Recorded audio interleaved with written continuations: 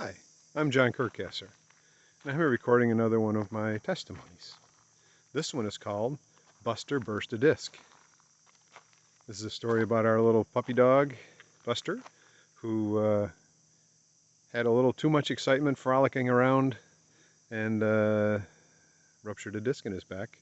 And the Lord led us through some amazing experiences to get him treated and on the path to recovery. Hope you enjoy the story.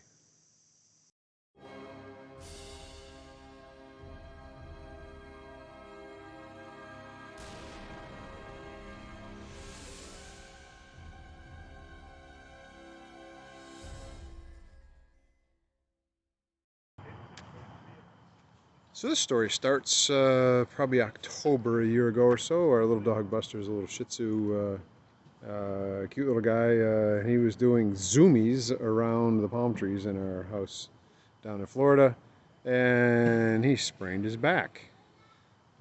Came in the house and was losing some function in his rear legs, kind of stumbling a little bit. We took him to the vet, and they did some cold laser treatment on his back, and he regained function after a couple days, and all was well. They said you got to kind of keep careful of him because he's got a kind of a wimpy back. I said, okay, got it. So we've kept him on a leash and tried to be gentle with him. He grew strong and all was well.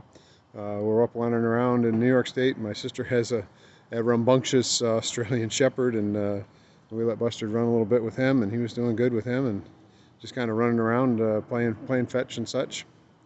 I was doing good. We got up to a friend's house up in New Hampshire on Lake Winnipesaukee, and Buster's playing fetch with tennis balls with his dog, and Buster, the grass was pretty tall in the front yard, and Buster grabbed the tennis ball on a dead run, and he grabbed it face down into the grass, and his butt flopped right over the back of his head, and I noticed it, and then we noticed the dog was up on the front porch watching the other dog run around with tennis balls. Not so much playing anymore. It's like, oh, okay, that's odd. Maybe he's tired. Maybe it's too warm. Whatever. Didn't think too much about it.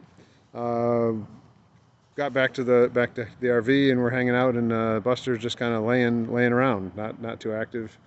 And so maybe he ate something he shouldn't have eaten. We noticed something.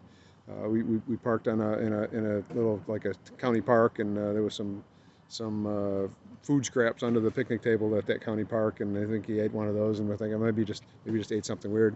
Well, it turns out we drove from that lake in Winnipesaukee, New Hampshire, up to Maine, Bar Harbor, Maine. So pretty much a 5-hour-ish kind of run up there. And as we're getting up there, I noticed Buster walking from the behind the passenger seat up to the front of the passenger seat on the floor, and he's sort of teetering, like with his back legs weren't so happy, and it's like, oh, this probably isn't a good thing. That looks a lot like he was a year ago. So we get settled in the campground, and we're looking around for a vet to go visit, and they're all closed. It's 5:30 or so. They're all closed, and there's an emergency vet up an hour back the way we came. So we got in the car and hooked up and headed back up there. They were opening just as we were getting there. They were the overnight shift, basically, emergency medical, open at night. They checked him out, and they suspected, yeah, you got some sort of a spinal injury. You can use medication the way you did the last time, but if it doesn't get better, you need to hook up with a neurosurgeon kind of guy, because you got like 24 to 48 hours, or his prognosis isn't good if it's actually a spinal injury.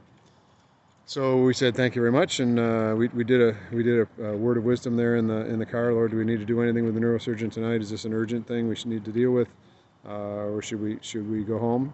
And the Lord gave the wife a specific message. It was wait and see. Wait and see was the message she got. She was surprised. That's her first word of wisdom, but that was a clear message. So we headed back to the RV. Got there. It was dark, and we settled in the RV.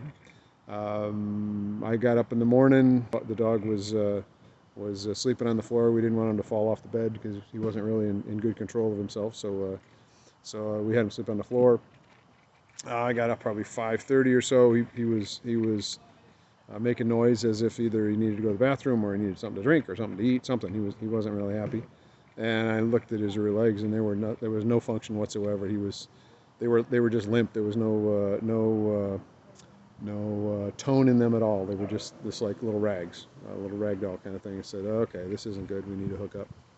So we looked up the phone number and the contact information for the neuro expert vet that the folks up there at the first place connected us with, and that's down in Scarborough. So Scarborough is 3.5 to 4 hours from where we were.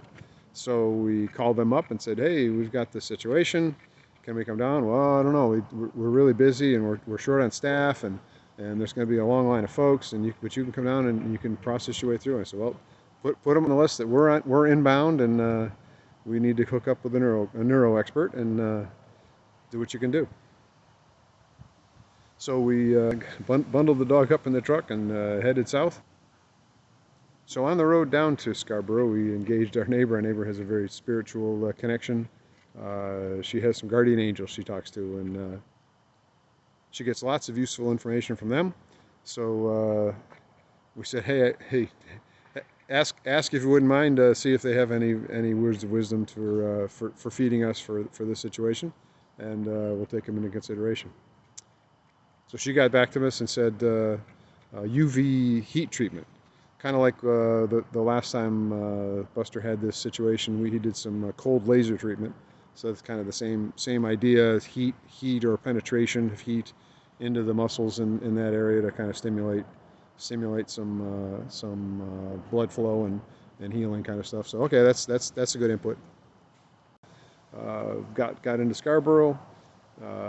Phoned in as we pulled in the parking lot. Those guys are in COVID mode, so they had to send somebody out and grab the dog and take him in, and they admired the dog. And so the doctor says, hey, I think we got a spinal energy working here. It's a good thing you got here quickly, because these things, as soon as you block off the nerves, they start to die. So this timing is important.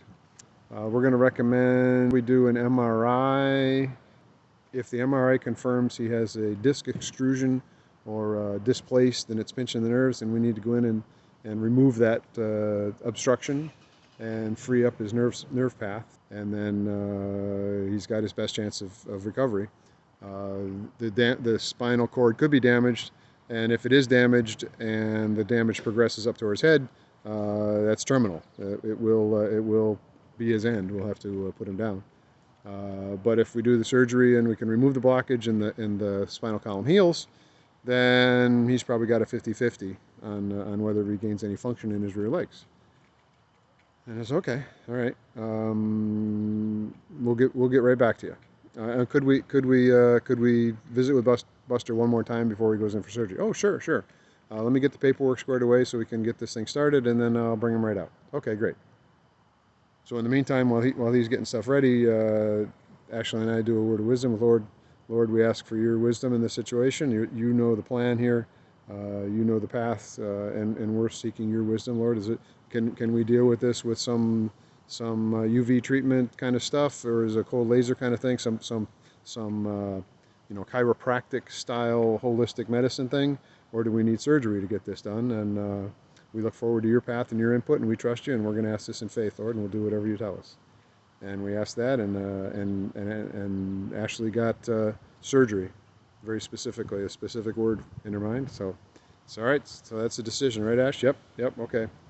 And so we told them, yep, we're going to proceed with this. You're going to do the MRI and confirm that there's a blockage, and if there's a blockage, then you're going to go in there and remove it.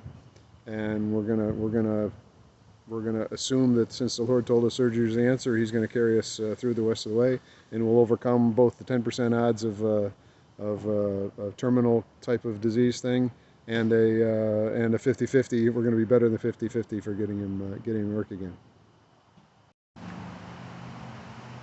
So we're talking to the doctor, and I said, are you a believer? I said, what do you mean? Said, the Lord gave me a specific message to do surgery here, and the timing was set up so that it would be you doing it. So are you a believer? And he said, well, I believe in a higher authority. There's a higher authority, and I try to put positive energy into the universe. So I said, okay, I got it. Well, hope you don't mind, but we're going to be praying for this, and we're going to be praying for you, and and we're gonna see Buster beat the 10% odd and beat the 50 to 60% odd. And he said, okay, great, whatever works. Kind of, he was kind of dismissive. So we left it there and went on. So the doctor went on his way. He was going to do the MRI, get that scheduled in, and he figured about 90 minutes to get the results of that. He was going to call us back after the MRI, and then another 90 minutes or 2 hours, he'd be through the surgery part, and he would call us after that.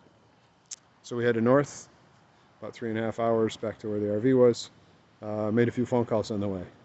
First one to my buddy, the guy with the arm challenge, where he's separated the nerves between his shoulder and his neck. Told him, I'm thinking we have a learning situation here where Buster is going to show us the path to recover the nerve capability in your body. He said, what do you mean? Well, I explained what happened. Buster had the separation. He's got some nerve issues in his back, and they're giving him the same pain med that he's given you. And the Lord is leading us through this specifically. So I'm thinking I'm learning how to pray nerve capability back into somebody. So, and that's what this is about. So he and I and Ashley did a prayer for Buster right then and there that he's going to get through the surgery just fine and reestablish capability. I told him we'd catch up with him again and keep him current. And then we called my other buddy, the good buddy that has been my mentor in this spiritual adventure. And described what's going on with him, and he said, John, you wouldn't believe it. Yesterday, a neighbor shows up in their yard with a little dog who's got a bit of a waddle going on, and she explained that dog had a broken back 6 months ago and has just now recovered use of his legs. And it was like, okay, so there's a testimony of a dog with a broken back, and he gets his leg capability back. So it is possible, and we should certainly be able to pray that into place. Was the sort of observation from that story. So there's a piece of testimony. So we did a prayer there over the phone. Lord, we believe for healing and get Buster through this surgery. We'll start there. We'll get Buster through this surgery, and we expect a healing and recovery in alignment with the testimony that you've already shared with him in his person the day before. So that was like, okay, cool. Yep, the Lord is giving us a path here. So we're believing and we're leaning into it. So the next day we decided to move the RV down to Old Orchard Beach, which is near the medical center there in Scarborough. We'd be 15 or 20 minutes away from Buster instead of 3.5 or 4 hours. So we moved down there, got a nice spot, and we're all hooked up. So we get to visit Buster, and we meet his vet tech, and she's a sweet lady. She brings Buster out. They set us up in a little examining room, and she's talking about Buster and this kind of thing, and I explained that we were led into this process and led to have the surgery and led to have it here this morning and not to do it that night, and she said, "Oh, I'm a believer," and I said, "Oh, okay," and so I pulled the story out of her. She has an amazing testimony of in ministry activity and healing activities. Husband had some issues, and God rescued him out of the depths of despair. Their daughter had some cancer issues, and they're praying for her, and Lord, how come she's not being healed? Because I've seen all these other people healed. How come she's not being healed? And the husband got a word of wisdom that there was a higher purpose. And it turns out that they had a church community and a local residence community, and by those two communities pulled together in a huge way to raise money to support this family while they're struggling to pay for all the treatments. And that has had amazing fruits for the two communities joining together, and now their daughter is cancer free. So there was a path of bringing them together, the communities together. That was sort of God's higher thinking, rather than the specifics of that disease. So the three of us laid hands on Buster and prayed for the Lord's healing to flow into him, that Jesus' blood washes the sin of this world. Jesus is the Lamb that rescues the world, and his blood returns us back to the Garden of Eden as if there was never sin. And in the Garden of Eden, there's no sickness, there's no illness, there's no death, there's no wimpy backbones on little puppies. Everyone's healthy, everyone's thriving and vibrant. So we prayed for Jesus to restore the kingdom of God and bring that Garden of Eden back in place through Buster, and let him be an example of the kingdom of heaven come into play. And that I didn't mind praying more than once, because I'm like Elijah, with a nature like ours, a human being. And Elijah had to pray 7 times for the rains to come on Ahab. And I'm happy to pray as often as I need to bring God's will into place in heaven as it already is on earth. And by Jesus' name and Jesus' blood, it was going to happen. So we prayed on Buster, and the vet tech had to leave and go do some other tasks. And it wasn't 5 minutes later, Buster lifted his head, turned around and looked at me, and stretched out both of his rear legs like a big long stretch, like he regularly would do. And he looked at me and said, "Is this what you wanted to see?" And I was like, "Yeah, Buster, good job, buddy." So Buster demonstrated that his nerves are still connected. The nerves are still connected in there, and we're going to continue to pray and move functionality into him. That was pretty cool. The next day we go back and we're doing the same thing. We laid hands on him right off the bat and said, we're just going to continue to pray another increment here, Buster. Jesus did the work, and we're just going to release his love through us into this dog. And we prayed for him, and then we set about we needed to manually express his bladder, because he doesn't have bladder control yet. So we stood him up on the little exam table, and I started feeling for the bladder and was gonna gently press in on it to cause it to go. And Buster stiffened his rear legs and held his butt up in the air. And it's like, okay, here we go. We've got some muscle control. So I kind of released him, and he stood there all by himself for 10 seconds. Just total stiffness, but total control of his muscles and legs to be able to hold himself there. Pretty amazing. So Buster's demonstrated that he's got the wiring in there, and now it's just a matter of getting all the capabilities connected right back together, so that he's got bladder control, and so that he has control to be able to release his bladder when he wants to, and control to be able to exercise and move his legs on command, rather than just a simple stiffening or a rigid pose, an isometric pose. He needs to be able to dynamically control them, and we've got one more challenge, that the injury in his spinal column. We want to see that healed all the way down, so that it's not kind of working its way upwards or up towards his head. So we need the spinal column to be healed, the bladder control, and muscle control in his legs, so that he has capability. But huge progress, and we're proud of him, and we're thankful for the Lord. The Lord has done some amazing stuff, and he's leading us, and we're following, and we're executing. And it feels like we're in exactly the right spot, right? We're justified by faith, and having faith in the Lord that he's leading us, and we're executing, and we're doing whatever we need to support it. So that's pretty cool. So today we picked Buster up at the vet. He's released. He's completely stable, and pretty much the same general status as yesterday. He has more tone in his legs and more tone in his tummy, like as in the muscles are actually there and engaged, not like dish rags the way they were before. So continued general healing, but no sort of overt muscle control. Still have to manually express his bladder and those kinds of things. So they were willing to release him and let us take him, and now we've got him. So we're going to work the rest of the way. So I've shared status with a bunch of different folks. Generally folks who have been on this journey with me and are on their own journeys and are receptive to this topic and the Lord's engagement in this topic.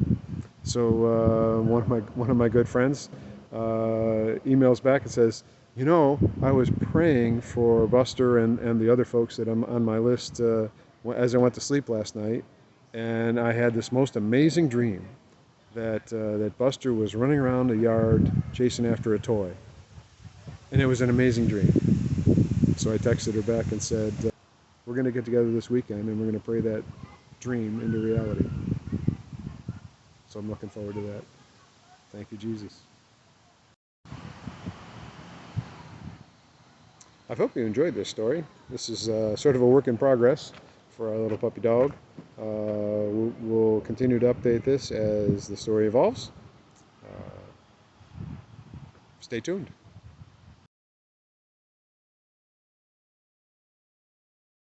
If you like this content, hit the thumbs up below this video. Add a comment. What did it mean to you? Have you had similar experiences? How have you applied this? Ask me a question. I read all the comments and I'll answer any questions. Hit the little bell to get notified for future content. Liking, commenting, and subscribing tells YouTube that this is good stuff and it should be shared with others. So I'd appreciate it if you do that. Hope you enjoyed all these stories. Have a great day. See you on the next one.